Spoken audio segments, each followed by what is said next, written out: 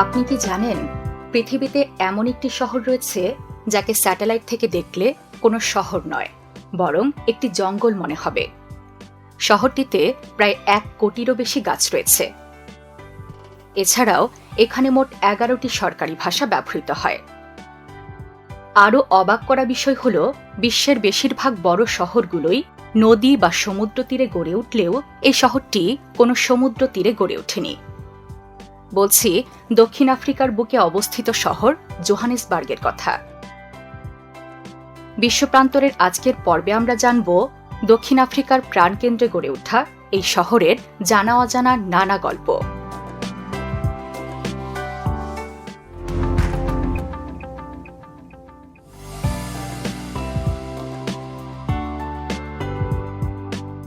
Johannesburg শহরটি দক্ষিণ আফ্রিকার সবচেয়ে গুরুত্বপূর্ণ অর্থনৈতিক কেন্দ্র হিসেবে পরিচিত।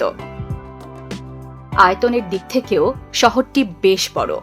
প্রায় 1600 বর্গ কিলোমিটার জুড়ে বিস্তৃত এই শহরে প্রায় 50 লাখ মানুষ বসবাস করে।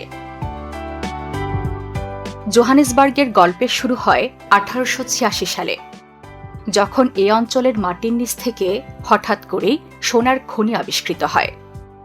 খবরটি ছড়িয়ে পড়তেই দূর দূরান্ত থেকে মানুষ এখানে ছুটে আসে। খনি শ্রমিক, ব্যবসায়ী, ইউরোপীয় উপনিবেশকার, বিশেষ করে আফ্রিকানরা। আর এভাবে একটা ছোট্ট সোনার খনি থেকে ধীরে ধীরে এই অঞ্চলটি একটি শহরে পরিণত হয়। এ কারণেই জোহানেসবার্গকে বলা হয় সিটি অফ গোল্ড বা সোনার শহর। মূলত এর পর থেকেই শহরটি ধীরে ধীরে সমৃদ্ধির দিকে এগিয়ে চলে। কিন্তু দুর্ভাগ্যবশত জোহানেসবার্গ শহরটির জন্মের সাথে সাথে এখানে বৈষম্যের ছাপও স্পষ্ট হয়ে ওঠে। ঘটনা শুরু হয় 1948 সালে, যখন দক্ষিণ আফ্রিকায় বর্ণ বৈষম্য প্রকট আকার ধারণ করে। এর ফলে কৃষ্ণাঙ্গদের রাজনৈতিক, সামাজিক ও নাগরিক অধিকার কঠোরভাবে সীমিত করা হয়। এমনকি তাদের জন্য শহরের বাহিরে আলাদা এলাকা তৈরি করা হয়। এসব এলাকাকে বলা হতো টাউনশিপ বা কলোনি। এ ধরনের কলোনিগুলোর মধ্যে সবচেয়ে পরিচিত ও ইতিহাসে গুরুত্বপূর্ণ হল সোয়েটো।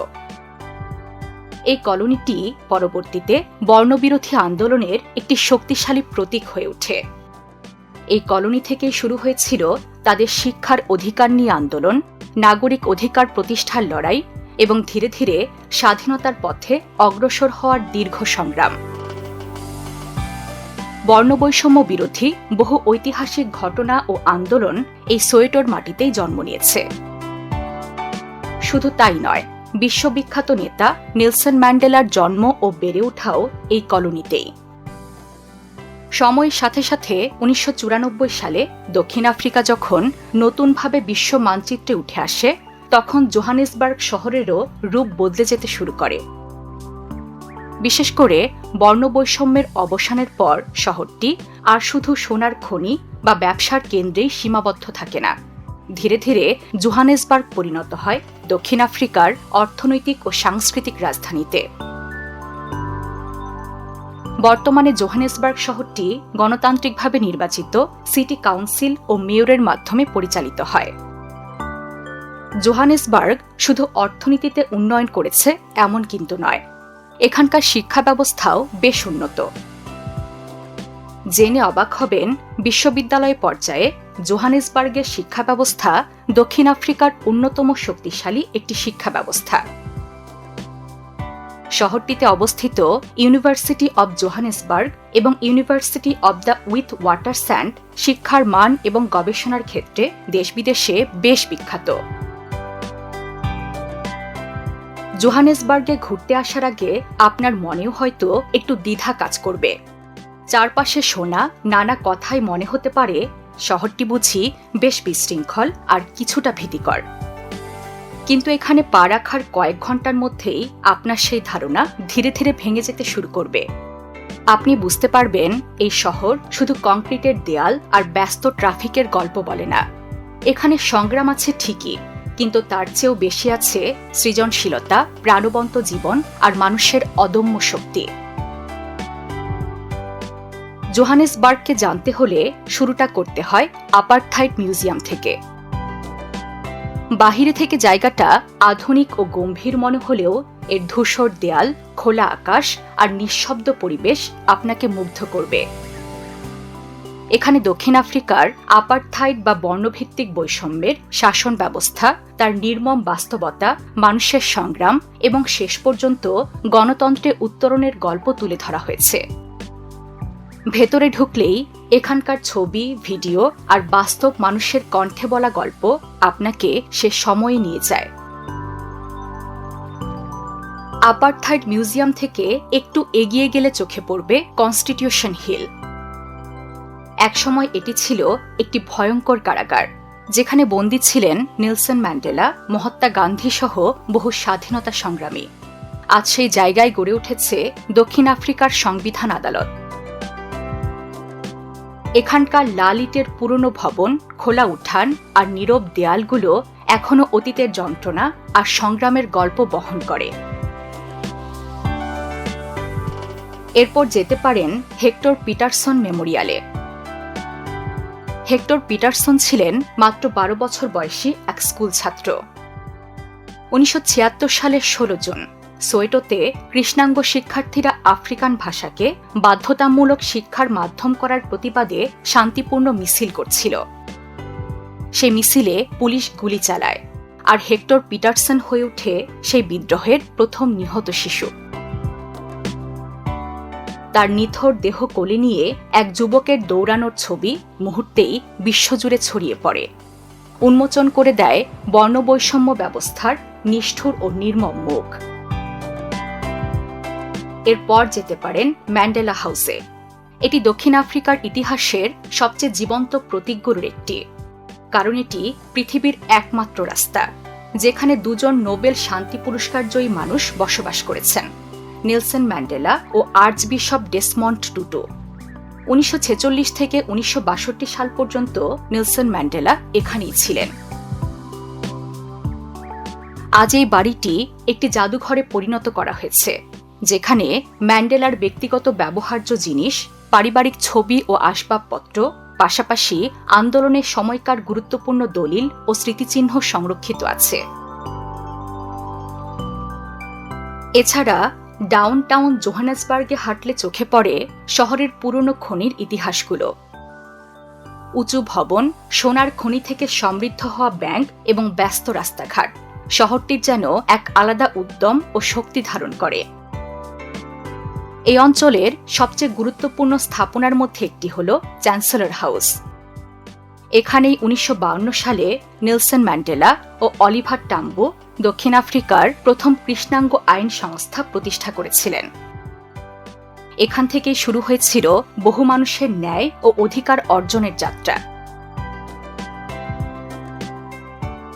ডাউনটাউন জোহানেসবার্গ ঘুরে দেখার পর যদি শহরটাকে উচ্চতা থেকে পুরোপুরি উপভোগ করতে চান, তবে অবশ্যই যেতে হবে কার্লটন সেন্টারে। এটি আফ্রিকার সবচেয়ে উঁচু কমার্শিয়াল বিল্ডিং। বিল্ডিংটির সবচেয়ে অবাক করা বিষয়, এখানে পানি ও কাচের লিফট ব্যবহার করে সহজেই ওপরের তলায় উঠা যায়। ওপরে উঠলেই শহর যেন এক বিস্তৃত মানচিত্রের মতো চোখের সামনে ভেসে ওঠে। এখানে সকালে বা বিকেলের আলোতে দেখা যায় শহরের আধুনিক আর্কিটেকচার, ব্যস্ত রাস্তাঘাট এবং দূরের খনি শিল্প এলাকা। আর আপনি যদি প্রকৃতিপ্রেমী হন, তাহলে শহর থেকে মাত্র কয়েক ঘন্টার দূরত্বে পৌঁছে যেতে পারেন পিলানেসবার্গ জাতীয় উদ্যানে। এখানে বিস্তৃত খোলা সাভানা, আগ্নেয়গিরির পাহাড় এবং বিশাল আকাশের মাঝের পরিবেশ আপনাকে মুগ্ধ করবে। এখানকার সবচেয়ে বড় আকর্ষণ হল বিগ ফাইভ। বিগ ফাইভ বলতে হাতি, সিংহ, চিতাবাঘ, গন্ডার এবং মহিষ, এই 5টি শক্তিশালী বন্য প্রাণীকে বোঝায়। খোলা জিপে বসে এই প্রাণীগুলো দেখার অভিজ্ঞতা একেবারেই ভিন্ন রকম। সকাল বা সন্ধ্যার সময় সূর্যোদয় বা সূর্যাস্তের আলো খোলা মাঠে ছড়িয়ে পড়লে দৃশ্যটি আরো অপরূপ হয়ে ওঠে। পিলানেসবার্গের পর শহরে ফিরে গেলে জোহানেসবার্গ বোটানিক্যাল গার্ডেন্স হল প্রকৃতির আরেকটি শান্ত আশ্রয়।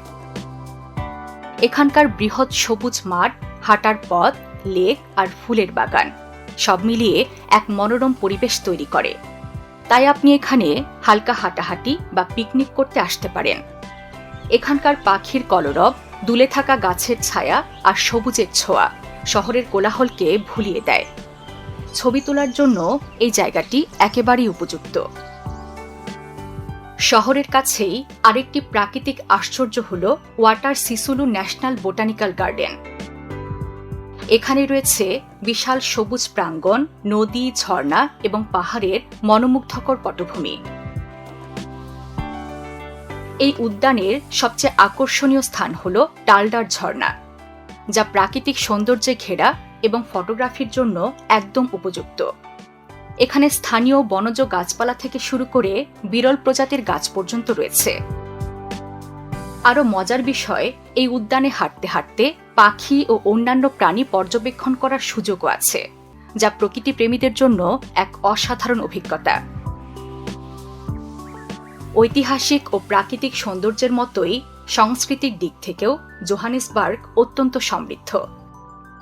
সঙ্গীত, নাচ ও শিল্পকলার উপস্থিতি এখানকার মানুষের দৈনন্দিন জীবনের অংশ। এখানেই জন্ম নিয়েছে কোয়াইতো নামে এক ধরনের সঙ্গীত, যা শহরের তরুণদের কণ্ঠস্বর হয়ে উঠেছে। এই গানে থাকে শহুরে জীবনের কথা, আনন্দ আর বাস্তবতার গল্প। পাশাপাশি গসপেল গানও এখানে খুব জনপ্রিয়। এছাড়াও শহরের নানা প্রান্তে দেখা যায় স্ট্রিট আর্ট, লাইভ মিউজিক আর থিয়েটার পরিবেশনা। ভাষার দিক থেকেও জোহানেসবার্গ শহরে চোখে পড়ার মতো বৈচিত্র্য দেখা যায়। দক্ষিণ আফ্রিকায় মোট 11টি সরকারি ভাষা রয়েছে, আর তার প্রায় সবকটি প্রতিদিন এই শহরে শোনা যায়। তবে অফিস, শিক্ষা ও গণমাধ্যমে ইংরেজি সবচেয়ে বেশি ব্যবহৃত হয়। এর পাশাপাশি জোলু, খোসা, আফ্রিকান্স, সেসোথো ভাষাও এখানে বেশ প্রচলিত। মজার বিষয়, শহরের যে কোনো ভিড়ের জায়গায় দাঁড়ালেই একাধিক ভাষার কথা কানে আসে, আর এই বহুভাষিক পরিবেশই জোহানেসবার্গকে আরও প্রাণবন্ত ও অনন্য করে তুলেছে। শহরটির খাবারে মূলত ভারতীয় ও আফ্রিকান খাবারের মিশ্রণ পাওয়া যায়। এখানে সবচেয়ে জনপ্রিয় খাবারগুলোর একটি হল ব্রাই, যা মূলত একটি আফ্রিকান স্টাইলের বারবিকিউ। জেনে অবাক হবেন, এখানে বন্ধু বা পরিবারের সঙ্গে আগুন জ্বালিয়ে মাংস রান্না করা এক ধরনের সামাজিক উৎসব হিসেবে ধরা হয়। এখানে পাপ নামে একটি খাবার বেশ জনপ্রিয়, যা মূলত ভুট্টা দিয়ে তৈরি এক ধরনের ডিশ। এছাড়া শহরের ভারতীয় প্রভাবের কারণে বান্নি চাউ নামের খাবারও অনেক পরিচিত। তবে এখানকার আধুনিক রেস্তোরাঁগুলোতে বিশ্বের নানা দেশেরই খাবার পাওয়া যায়। এখানকার সবচেয়ে জনপ্রিয় খেলা হলো ফুটবল। ছোট বড় সবাই এখানে মাঠে ফুটবল খেলেই আনন্দ খোঁজে। আপনি জেনে অবাক হবেন, শহরের সবচেয়ে বিখ্যাত স্টেডিয়াম হলো সকার সিটি স্টেডিয়াম, কারণ এখানেই 2010 সালের ফুটবল বিশ্বকাপের ফাইনাল ম্যাচ আয়োজন করা হয়েছিল। ফুটবলের পাশাপাশি রাগবি, ক্রিকেট এবং অন্যান্য স্পোর্টসও এখানে খুব জনপ্রিয়। জোহানেসবার্গ কেবল একটি শহর নয়, এটি এক জীবন্ত গল্প। এখানে সংগ্রাম, স্বপ্ন এবং আশা সব একসাথে মিশে আছে। সোনার খনি থেকে শুরু হওয়া এই নগরী আজ আধুনিক অর্থনীতি, সমৃদ্ধ সংস্কৃতি এবং মানুষের জীবনের প্রতিচ্ছবি হিসেবে পরিচিত।